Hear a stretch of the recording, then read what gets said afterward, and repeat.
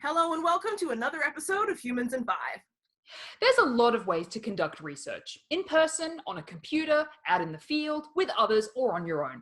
This becomes even richer when it comes to different research areas and questions. But surely all of these methods mean that you have to focus on an experience outside of yourself. Focusing just on your topic outside of your experiences, even if you're familiar with the topic, right? Funnily enough, Sarah Louise, there's even a research method that puts you at the center of your question and how you collect information. This is known as autoethnography. An ethnography is a detailed account of the lifestyle, behaviors, activities, and interactions in a particular social group.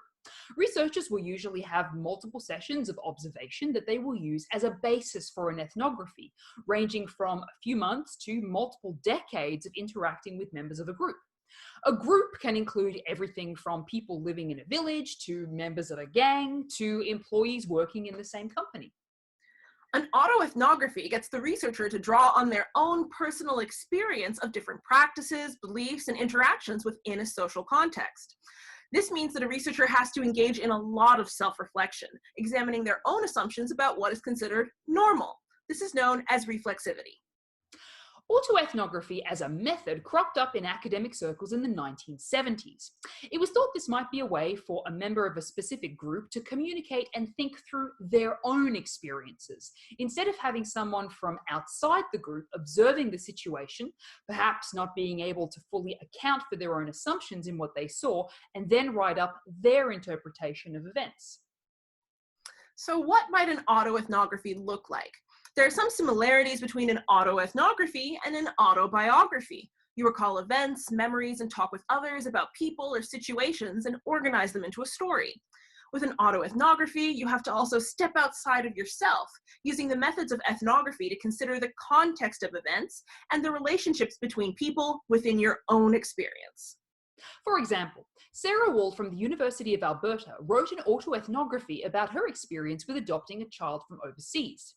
This included outlining the daily experience involved with this, but also looking at the structures around the ideas of family, connection, and what it means to be a parent, as well as the legal framework of the adoption process.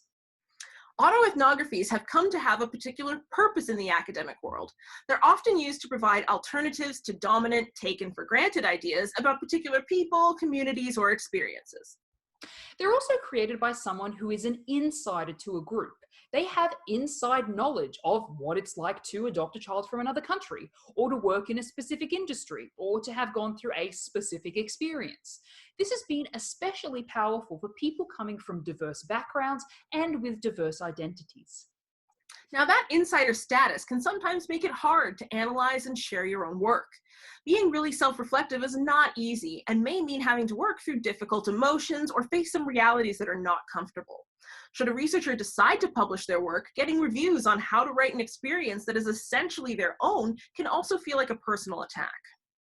Autoethnographies are just one example of a range of methods we can use to better understand others around us. And sometimes it might also just be a case of, if you want something done, do it yourself. Thanks for watching, and we'll see you next time on Humans in 5. And don't forget to subscribe!